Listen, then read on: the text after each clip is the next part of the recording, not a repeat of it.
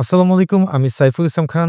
আজকের ভিডিওতে আমরা কথা বলবো এলিমেন্টর নতুন অ্যাটমিক এডিটর নিয়ে, যেটা আসছে এলিমেন্টর ভার্সন 4 এর সাথে। এলিমেন্টর ইতিমধ্যেই ওয়ার্ডপ্রেস পেজ বিল্ডার এর মধ্যে সবচেয়ে জনপ্রিয়, কিন্তু ভার্সন 4 এ তারা সম্পূর্ণ নতুন একটি সিস্টেম নিয়ে এসেছে, যার নাম হচ্ছে অ্যাটমিক ডিজাইন সিস্টেম। যদিও এই অ্যাটমিক ডিজাইন সিস্টেম আমরা বেটা ইউজ করব, কারণ এটা এখনো অরিজিনাল ভার্সনটা ইউজ হয়নি। বাট আমি চাচ্ছি যে অ্যাটমিক ডিজাইন অরিজিনাল রিলিজ হওয়ার আগেই বেটা ভার্সন দিয়ে আপনাদের এই অ্যাটমিক ডিজাইন সিস্টেমের সাথে ইন্টিগ্রেট করানোর। এতে করে নতুন ভার্সন আসার সাথে সাথে আপনারা একদম প্রপার রেডি হয়ে যেতে পারবেন ক্লায়েন্টের কাজ করার জন্য। এবং আপনারা অবশ্যই জানেন যে নতুন সিস্টেম নিয়ে কাজ করার জন্য আপনারা কত ভালো বেনিফিটস পাবেন ক্লায়েন্টসদের ক্ষেত্রে। ক্লায়েন্টসরা আপনাকে খুবই প্রফেশনাল মনে করবে যে আপনারা খুব ভালো কাজ জানেন এবং সময়ের সাথে সাথে খুবই আপডেটেড। সো যেহেতু এটা বেটা ভার্সন এবং সব ধরনের ফিচার যেহেতু আমরা এখানে পাবো না, দ্যাটস ওয়াই আমি যখনই নতুন কোনো আপডেট আসবে এবং আপডেটের সাথে নতুন কোনো উইজেট আসুক বা নতুন কোনো সেটিংস আসুক, আমি ট্রাই করব আপনাদের সাথে একটি ভিডিও পাবলিশ করে দেওয়ার। এতে করে আপনারা সাথে সেটা দেখতে পারবেন। যদিও এই কোর্সটি বা এই প্লেলিস্টটি অনেক লং সময় ধরে হবে, যদিও এটা ডিপেন্ড করে যে এলিমেন্টর কখন এই ভার্সনগুলো একদম অরিজিনাল রিলিজ আনতেছে বা কত তাড়াতাড়ি তারা সব ধরনের সিস্টেম ইন্টিগ্রেট করতেছে। সো আজকের ভিডিওতে আমি দেখাবো এলিমেন্টর ভার্সন 4 অ্যাটমিক এডিটর কি, কিভাবে এটি ইনস্টল করবেন এবং কিভাবে বেসিক ভাবে ব্যবহার শুরু করবেন। তাই যদি আপনি এলিমেন্টর ডেভেলপার অথবা ডিজাইনার হন, তাহলে এই ভিডিওটি আপনার জন্য খুবই গুরুত্বপূর্ণ। সো চলুন শুরু করা যাক। এলিমেন্টর ভার্সন 4 অ্যাটমিক এডিটর কি? এলিমেন্টর ভার্সন 4 এ তারা ট্র্যাডিশনাল উইজেট সিস্টেম থেকে সরে অ্যাটমিক ডিজাইন অ্যাপ্রোচ ব্যবহার করছে। অ্যাটমিক এডিটরের মূল ধারণা হলো reusable content, centralise styling, ফাস্টার performance. মানে আপনি যদি একটি কম্পোনেন্ট তৈরি করেন, সেটি পরে পুরো ওয়েবসাইট জুড়ে রিউজ করতে পারবেন। আমরা আগে দেখতাম না, আমরা যারা এলিমেন্টর প্রিভিয়াস ভার্সন গুলো ইউজ করে এসেছি, আমরা কিন্তু জানি যে আমরা গ্লোবাল ফন্ট, গ্লোবাল কালার কিভাবে ইউজ করতাম। বাট এখন শুধু গ্লোবাল কালার এবং গ্লোবাল ফন্ট না, আপনি এখন থেকে রিউজেবল কম্পোনেন্টস ইউজ করতে পারবেন। দ্যাট মিনস আপনার যদি একটা ইমেজ বক্স থাকে, সেই ইমেজ বক্সটি আপনার বারবার ডিজাইন করা লাগবে না, বা আপনার এক পেজ থেকে আরেক পেজে কপি পেস্ট করে নেওয়া লাগবে না। আপনারা ডিরেক্টলি এলিমেন্টর প্যানেল থেকে রিউজেবল কন্টেন্ট ওই কম্পোনেন্টস গুলো ইউজ করতে পারবেন। শুধু তাই না, আপনি একটা মাত্র কম্পোনেন্টস এ যদি আপনি কোনো চেঞ্জেস আনেন, তাহলে সেই চেঞ্জেস গুলো অন্যান্য সব কম্পোনেন্টসও চলে আসবে। অ্যাজ লাইক আমরা যেভাবে গ্লোবাল ফন্ট বা গ্লোবাল কালার ইউজ করতাম, অনেকটাই এমন। তবু আমরা এই বিষয়বস্তুগুলো ধীরে দেখবো কিভাবে আমরা এই বিষয়গুলো ইউজ করতে পারি। তবে রিউজেবল কন্টেন্ট গুলো যদি আমরা ইউজ করি, এতে করে ওয়েবসাইট বিল্ড করা অনেক ফাস্ট হবে, ডিজাইন কনসিস্টেন্ট থাকবে এবং ফিউচার মেইনটেন্যান্স অনেক সহজ হবে। এলিমেন্টর ভার্সন এডিটর ইনস্টলেশন করতে গেলে এখন আমরা দেখব কিভাবে অ্যাটমিক এডিটর ইনস্টল করা যায়। তো অ্যাটমিক এডিটর ইনস্টল করার জন্য প্রথমেই আমাদের একটি ওয়েবসাইট লাগবে। সো আমি এই ভিডিওতে লোকাল সার্ভার ইউজ করতেছি। আপনারা অবশ্যই জানেন, যারা আমাদের প্রিভিয়াস ভিডিওগুলো দেখে আসছেন বা যারা ওয়ার্ডপ্রেস নিয়ে অলরেডি মার্কেট প্লেসে কাজ করতেছেন, তারা অবশ্যই জানেন যে লোকাল সার্ভারটা আমরা কিভাবে ইউজ করতে পারি। আর যদি না জেনে থাকেন, তাহলে আমি আপনাদেরকে বলবো যে ওয়ার্ডপ্রেসটা ভালো মতো শিখুন। আমাদের চ্যানেলেই ওয়ার্ডপ্রেসের বেসিক থেকে অ্যাডভান্স পর্যন্ত একটা প্লেলিস্ট আছে, সেখান থেকে আপনারা এই বিষয়বস্তুগুলো শিখতে পারবেন। তো আমি লোকাল সার্ভারে আসলাম। আসার পর এখান থেকে ক্রিয়েট আ নিউ সাইটে ক্লিক করলাম। এরপর এখানে ক্রিয়েট আ নিউ সাইট এই বক্সটি বাই ডিফল্ট চেক করা আছে, চেক করা থাকুক। এখন আমি কন্টিনিউতে ক্লিক করব। কন্টিনিউতে ক্লিক করার পর আমি ওই ওয়েবসাইটের একটি নাম দিব। এখানে আমি ধরেন দিলাম অ্যাটমিক এডিটর।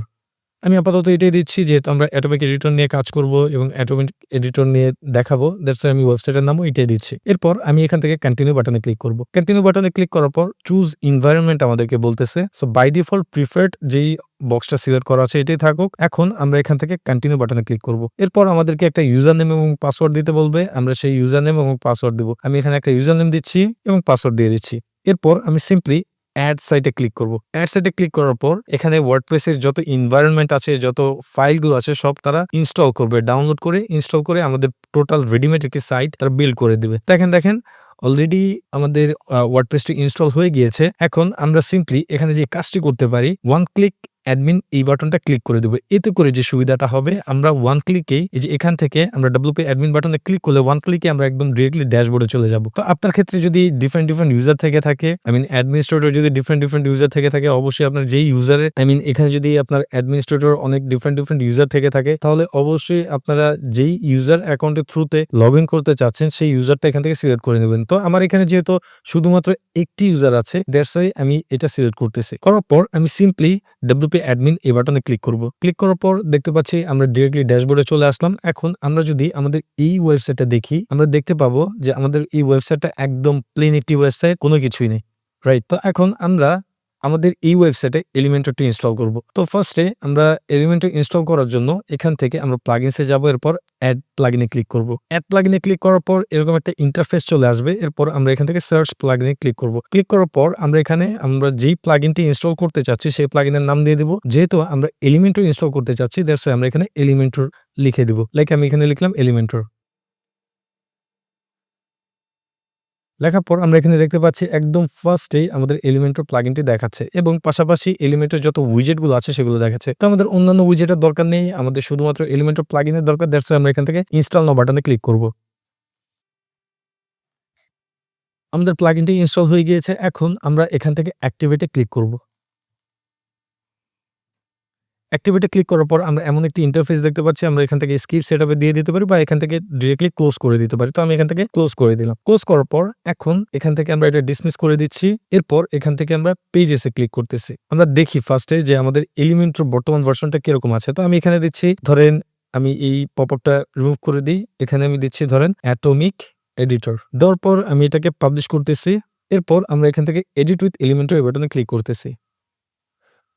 ক্লিক করার পর দেখতে পাচ্ছি আমাদের এডিটর প্যানেলে চলে এসেছে। তো এখন আমরা এখানে যে পপআপটি দেখতে পাচ্ছি এই পপআপটিকে এখান থেকে ক্লোজ করে দিই। ক্লোজ করে দেওয়ার পর এখন যদি আমরা লেফট সাইডে খেয়াল করি, এখানে দেখতে পাবো যে আমাদের পুরাতন যে ট্রেডিশনাল উইজেটস গুলো আছে সেগুলি কিন্তু এখানে দেখাচ্ছে। এদের নতুন কোনো ফিচার আমরা দেখতে পাবো না। এখানে দেখেন আমরা লেআউট একটি সেকশন পাচ্ছি, বেসিক সেকশন পাচ্ছি, প্রো সেকশন পাচ্ছি, বাট এখানে কোনো নতুন ফিচার আমরা কোনো কিছু দেখতে পাচ্ছি না। তো এই নতুন অ্যাটমিক এডিটর এটা যদি আমরা অ্যাড করতে চাই, তার জন্য আমরা আবারও ড্যাশবোর্ডে চলে যাব। যাওয়ার পর এখান থেকে এলিমেন্টরে যাব। এরপর এখান থেকে আমরা টুলসে যাব। আমরা টুলসে গিয়ে দেখি আছে কিনা। তো এখানে আমরা দেখতে পাচ্ছি টুলসে কিছু নেই, বাট এখানে ভার্সন কন্ট্রোল নামে একটি ট্যাব আছে। আমরা এই ভার্সন কন্ট্রোল ট্যাবে চলে যাব। তো যাওয়ার পর এখন আমি এখান থেকে আমরা নিচে একটা অপশন দেখতে পাবো বেটা টেস্টার। সো যেহেতু আমি আপনাদেরকে বলেছি যে এটা বেটার ভার্সন রিলিজ করেছে, দ্যাটস ওয়াই আমরা এখানে অরিজিনাল ভার্সন পাচ্ছি না। তা আমরা এখন এখান থেকে বেটা টেস্টার এনেবল করে দেবো। এনেবল করার পর আমরা এটাকে সেভ চেঞ্জেস করে দেবো। এরপর এখানে আমাদের একটা পপআপ দেখাচ্ছে, যদি আমরা তাদের কোনো বেটা ভার্সনের কোনো আপডেট পেতে চাই তাহলে সেক্ষেত্রে আমরা আমাদের ইমেলটা দিয়ে দেবো। তো আমাদের এখানে দরকার নেই আপাতত, দ্যাটস ওয়াই আমি এখানে ডোন্ট শো এগেইন এই বাটনে ক্লিক করে দিচ্ছি। ক্লিক করার পর এখন আমরা একটু এই পেজটাকে রিলোড দিই। রিলোড দিলে কিছু দেখতে পাচ্ছেন। এখন আমরা সেটিংসে চলে যাব। সেটিংসে যাওয়ার পর এখানে আমরা দেখতে পাবো ভার্সন 4 নামে একটি ট্যাব আছে। তো আমি এই ট্যাবে যাব। যাওয়ার পর এখানে অ্যাক্টিভ দ্য নিউ এক্সপিরিয়েন্স এই বাটনে ক্লিক করব। ক্লিক করার পর এখানে আমি I have read and understood এই চেকবক্সটি ইনেবল করব। বাই দ্য ওয়ে এটা কিন্তু আপনারা এখনই ক্লায়েন্টের লাইভ সাইটে ইউজ করবেন না। এটা একদমই আপনাদের জন্য সতর্কীকরণ। কারণ যেহেতু এটা একটা বেটা টেস্টার, দ্যাটস ওয়াই আপনার ক্লায়েন্টের ওয়েবসাইটে যদি এখনই ইমপ্লিমেন্ট করা শুরু করেন, সেক্ষেত্রে অনেক ধরনের প্রবলেম ফিচার পড়তে পারেন। ফিচার বলতে খুব সুন আপনারা পড়তে পারেন, কারণ এটা কিন্তু এখন টেস্টিং ফেজে আছে। হ্যাঁ, তো এখন আমরা এই চেকবক্সটি এখান থেকে আমরা চেক করে দিব। দেওয়ার পরে আমরা অ্যাক্টিভেট বাটনে ক্লিক করব। তো দেখেন আমরা এখান থেকে দেখতে পাচ্ছি যে আমাদের এই অ্যাটমিক এডিটরের যে ভার্সনটি এটা অ্যাক্টিভেট হয়ে গিয়েছে। আমরা এখান থেকে চাইলে ডিঅ্যাক্টিভেট করে দিতে পারি। তো আমি এখান থেকে ডিঅ্যাক্টিভেট করি। আমি এখান থেকে একবার ডিঅ্যাক্টিভেট করে আমি দেখাই যে কি হয়। তো আমরা এখান থেকে যদি যে টুলসে যাই, টুলসে যাওয়ার পর এখান থেকে আমরা ভার্সন কন্ট্রোলে যাব। এরপর এখান থেকে বেটা টেস্টারটা আমরা ডিসেবল করে দেব। ডিসেবল করে দেওয়ার পর আমরা সেভ চেঞ্জেসে ক্লিক করব। ক্লিক করার পর আমরা আবারও সেটিংসে আসবো। আসার পরে ভার্সন 4 এ আসবো। আসার পর এখানে অ্যাক্টিভেট দ্য নিউ এক্সপিরিয়েন্স এটাতে ক্লিক করব। ক্লিক করার পর আমরা এই চেকবক্সটাকে আবারও ইনেবল করে দেব। এরপর অ্যাক্টিভেটে ক্লিক করব। ক্লিক করার পর এখন আমরা যদি আবার টুলসে যাই, এখান থেকে ভার্সন কন্ট্রোলে যাই, দেখেন we do not recommend update the beta version on the production site. তারাও কিন্তু এখানে সতর্ক করে দিচ্ছে যাতে আমরা এই ভার্সনগুলো বা বেটা ভার্সনগুলো ক্লায়েন্টের সাইটে না ইউজ করে থাকি। তো এখন আমরা যদি এডিটর প্যানেলটা রিলোড দিই, দেখতে পাবো এখানে আছে, বাট সবচেয়ে বেটার হয় আমরা এখান থেকে বিকাম আ বেটা টেস্টার এটা অ্যাক্টিভেট করে দিই। ওকে, তো দেখেন আমরা যখন এই বেটা ভার্সনটা ডিসেবল করেছি তাও কিন্তু আমাদের এখানে দেখাচ্ছে। বাট সবচেয়ে বেটার হয় যেহেতু এখানে এই অপশনগুলো আছে আমরা এবং এলিমেন্টও রিকমেন্ড করে, দ্যাটস ওয়াই আমরা বেটা টেস্টার ইনেবল আগে করে নিব। করার পর আমরা সেটিংস থেকে আমরা এই ভার্সন 4 টি অ্যাক্টিভেট করে নিব। অ্যাক্টিভেট করার পর এখন আমরা আবারও রিলোড দিই। এখানে তেমন একটা চেঞ্জ দেখতে পাবো না। তো দেখেন এখানে কিন্তু আমরা লেটস গো তে ক্লিক করব। লেটস গো তে ক্লিক করার পরে দেখতে পাচ্ছি এখানে ডিপ ব্লক আছে। আগে যেখানে কন্টেইনার ছিল, কন্টেইনার বদলে এখানে ডিপ ব্লক দেখতে পাচ্ছি। এরপর আগে যেরকম গ্রিড ছিল, গ্রিড তো আছে। আগে কন্টেইনার মধ্যে ফ্লেক্স বক্স ছিল। বাট এখন কিন্তু টোটালি ডিফারেন্ট ভাবে আছে। আমরা যদি এই ডিপ ব্লকটা এখানে নেই, নেওয়ার পরে দেখেন এখানে কিন্তু আমরা ডিফারেন্ট ভাবেই এই ইন্টারফেসটা দেখতে পাচ্ছি। আমরা যদি জেনারেল ট্যাবে যাই, দেখেন জেনারেল ট্যাব এভাবে আছে। আমাদের এই ব্লকটা কিন্তু ডিভ আকারে, হ্যাঁ?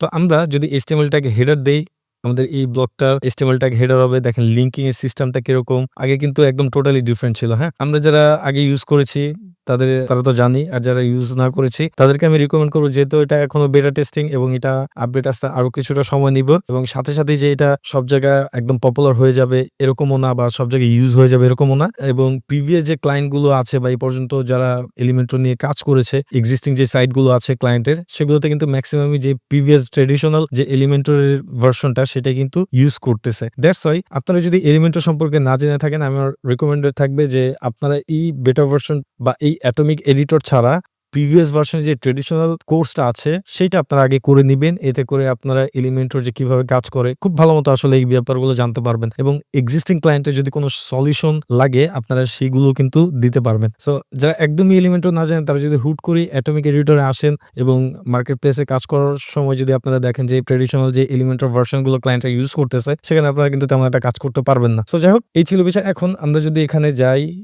অ্যাড এলিমেন্টে যাই, এখান থেকে আমরা হেডিংও দেখতে পাবো। ধরেন আমরা এখান থেকে একটা হেডিং আনলাম। তো দেখেন হেডিং এর ইন্টারফেসটা কেমন। আমি যদি ট্রেডিশনাল বা প্রিভিয়াস যেই হেডিং ভার্সনটা ছিল বা হেডিং উইজেটটা ছিল সেটা আমরা এখান থেকে এড করে দেখতে পারি। তো দেখেন এটা হচ্ছে ট্রেডিশনাল যেই উইজেটটা সেটা, বা প্রিভিয়াস যে উইজেটটা ছিল সেটা। এটা হচ্ছে যে তাদের নতুন যে উইজেটটা আছে সেইটা। দেখছেন এখানে কতটা পার্থক্য আছে?